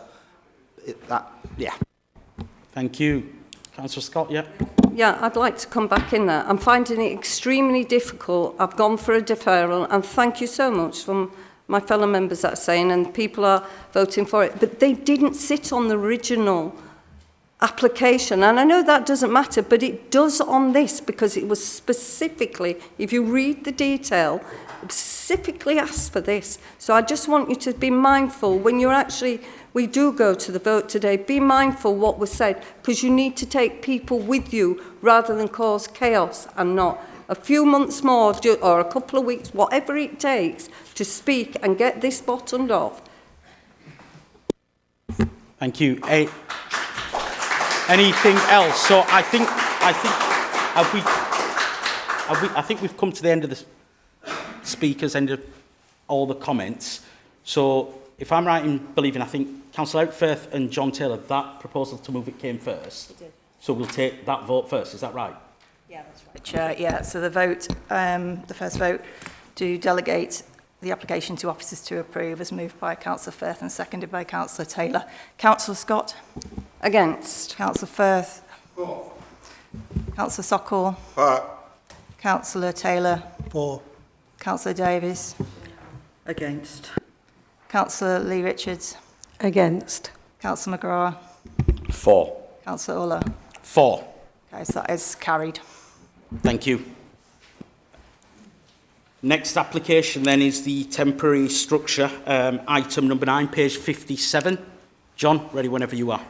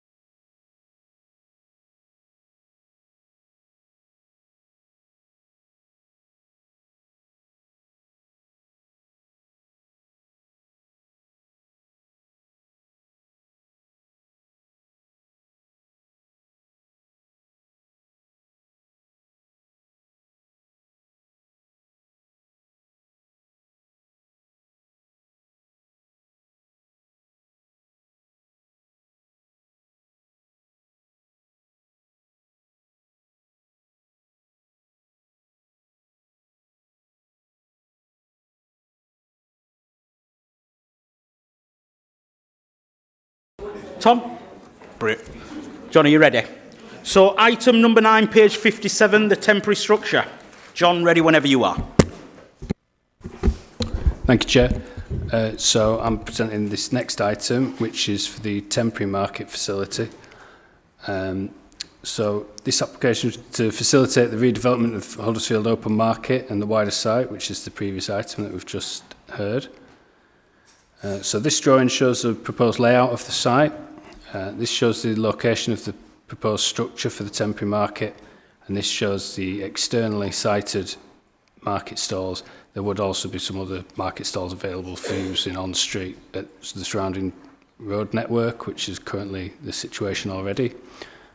In this location, there would be some offices, toilets, and also waste storage facilities, and there's a level of car parking as well. So this shows the elevation of the temporary structure that would be put in place. You can see on this plan also, this shows where the road is and the current existing market building here. And this is the other elevation, and this shows Tesco's car park beyond. And this also shows where the offices and toilet facilities would be located too. And these are some photos of the site. So again, this is where the building would be sited, as well as the other temporary structures.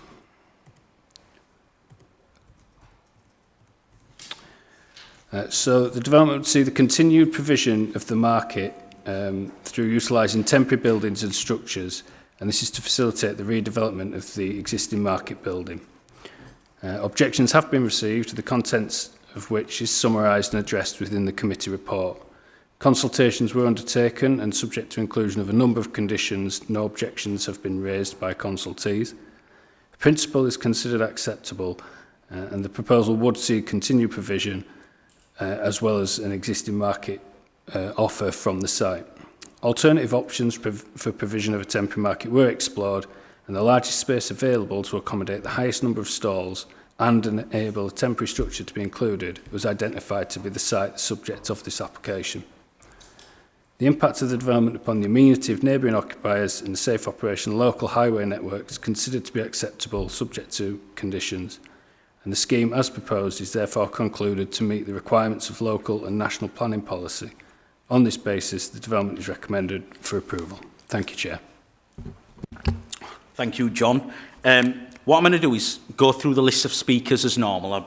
I know that a number of people have left, and if there are people here and they'd like to speak, they're more than welcome to do so.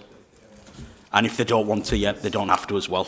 So it's entirely up to you. So the first speaker is Alex on Teams. Alex, are you there?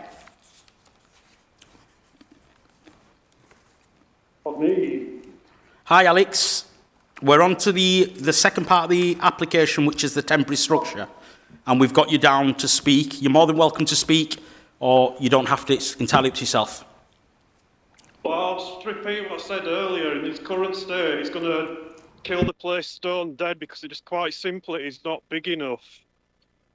There's some like, was it 30? I'm just going off the top of my head here because I read my thing out last time, and it's basically that. So to say you've got to come up with a way of accommodating more traders in there because, as we said, there's going to be nobody coming back because they'll have all gone.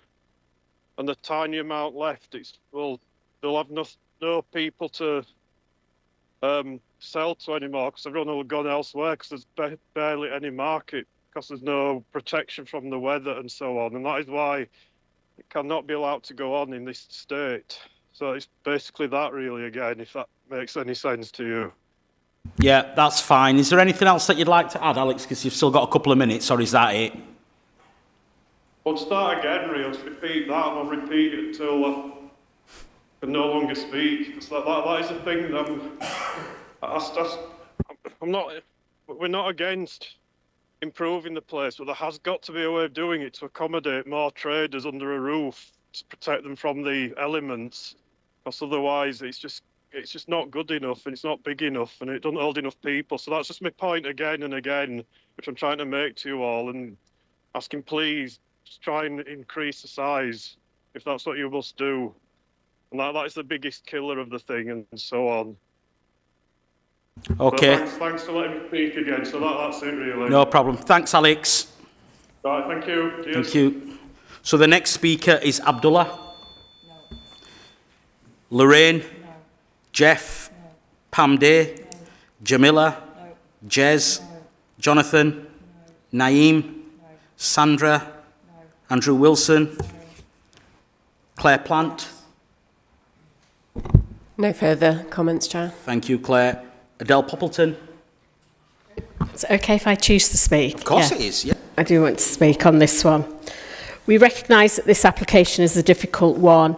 I want to assure you that I am continuing to ask my officers in the market service to try and find other spaces so that we can accommodate as many traders as possible, and they will continue to do that. But the focus today is on what we can actually deliver down on the market site. So this application is about continuity of service during construction of the regenerated market. The temporary market is an essential part of the overall delivery strategy, ensuring Huddersfield does not lose its market or its traders while the permanent scheme is built. The Council has been clear from the outset there must be no gap in market trading. However, unfortunately, compromise is required. The temporary market allows traders to continue operating, earning a living and serving customers throughout the construction period, maintaining an affordable and diverse market offer, protecting local businesses and sustaining town centre footfall. The temporary market has been carefully designed to operate safely and accessibly for traders and customers, work within highway safety and security constraints, and allow flexibility in stall numbers and arrangements as the site becomes fully operational. This is a functioning, attractive interim market that continues to serve a wide range of customers, including families and regular users of the town centre. This is not a token gesture, and we will continue to try and work with those traders. The temporary market proposals have been shaped through direct and ongoing engagement with traders, and I can tell you the first iteration that came to me had even fewer stalls, and I sent the team back and said, find more stalls for those traders, which they have done. And it ensures it reflects operational needs and supports business continuity. However, given the temporary nature, traders will need to compromise on elements of the offer. Trading spaces will be allocated through a clear, structured application process, ensuring fairness, transparency, and the best overall outcome, rather than a first-come, first-served approach. Support is also in place to help traders adapt and transition successfully during this period of change.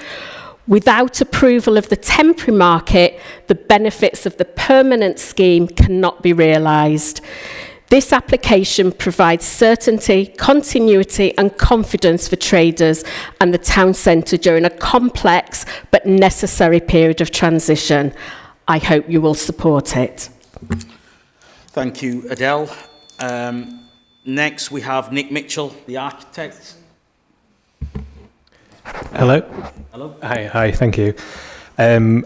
I didn't have a script prepared, sorry, but I would just say that the temporary market here that's here for planning decision is the biggest that could be put on that site, and it's the closest we can possibly get as well to the current market. And in that, it's going to be really, really beneficial for the traders and the ongoing service during the works. Yeah, so I would just that's it really. Thank you. Thank you, Nick. So the last speaker. Have we got Graham? Is Graham speaking? All right. Okay. So Chelsea. Yep. Hi. Yeah, I'm just here to agree with Nick. If we don't have that temporary market put up, I don't know what enclosed space we're going to have. It is quite important to have a temporary market put outside, and one that isn't too far. Luckily, that one is literally on the doorstep of the open market that is currently there, so other people aren't going that far. We're not going to be major out the distance. It's literally a couple of more feet over. So I hope you do approve. Thank you. Thank you, Chelsea. And the final speaker is Councillor Graham Turner. Thank you, Chair. I'm going to be brief. I mean, I'd just like to thank officers for the work they put into this, because I've seen a number of iterations of this where we put a temporary market, and to be fair, they've looked everywhere in Huddersfield, and this is the only place that's anywhere near suitable. And I understand the market traders, it's going to be outside, it's not going to be quite as big, but at the end of the day, the result in improvement in the market is worth a bit of short-term pain. And as I said, they work really hard to make sure that it's the best space possible. And I'm urging the committee to support this, because we need that temporary market to retain those traders while we get on with the main prize at the end of this, which is a newly refurbed market. Thank you, Councillor Turner. That's the end of the speakers. So it's over to the committee. Councillor John Taylor first. Thank you, Chair. It's a bit of an obvious one, this, isn't it? In that we have to do something. We can't not do anything. So I'm happy to move the officer's recommendation. I do have a lingering worry, and that's around parking, because obviously we're basing it on the car park. So the car park disappears, and I just wonder where the traders will be parking their vans, etc., and what the access will be to enable them to set up their stores and things like that, because presumably they'll need to get there in the mornings to unload and load at night and things, and obviously the removal of that car parking, which I understand why they do it. There's nowhere else to go, is there? But just to understand a little bit, because that didn't come across to me how we were managing that. That's all. Okay, it's been moved by Councillor Taylor. Councillor McGrath's next. Ryan, I'll bring you in for that parking after Tony. Yep. So it's been moved and seconded by Councillor Taylor, seconded by Councillor McGrath.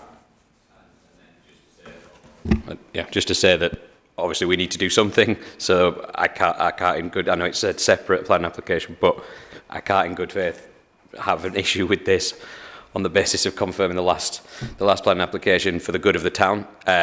But as a whole, it seems as good as a temporary structure as we could. But I do massively welcome the comments that you are looking for other spaces, because obviously there's numerous other arcades with roofs on that potentially for certain traders may work, and rather be inside somewhere a little further away than say outside where they are currently.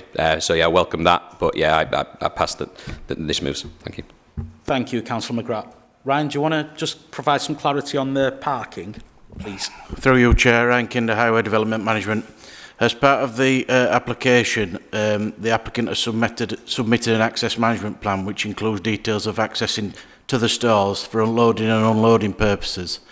Now, the temporary car park, the temporary market will be on the area that's not designated for public parking, but that public car parking area will still be available to park on. So we consider that will be sufficient to accommodate vehicles to access via the information submitted in the access management plan, and then the public car park will be available for parking during that work. Thank you, Chair.